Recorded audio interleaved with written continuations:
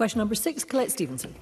Thank you, Presiding Officer. To ask the Scottish Government how its draft budget will support the arts and culture sector in 2025-26, including through the provision of multi-year funding programmes for artists and cultural organisations. Cabinet Secretary.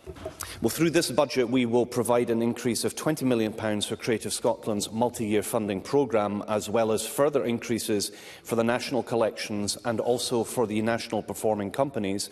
In addition, we will ring-fence new funding to support festivals across Scotland, to improve digital access to our public libraries, to restart and extend community-led arts and creativity programmes, and develop a culture and heritage capacity fund.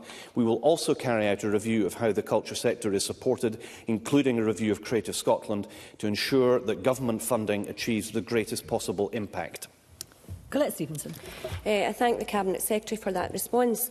In East Kilbride, there are many talented individuals and groups, some of whom have raised concerns with me that funding application processes can inadvertently exclude some artists due to the complexities of the process. What considerations have been given to harnessing creativity by improving access to funding for groups who consider themselves excluded or disadvantaged by what they consider a complex application process? Cabinet Secretary. Well, I appreciate, and I suspect MSPs right across this chamber appreciate the importance of the Creative Scotland multi-year funding process. And I look forward to them announcing the outcome of this process later this month.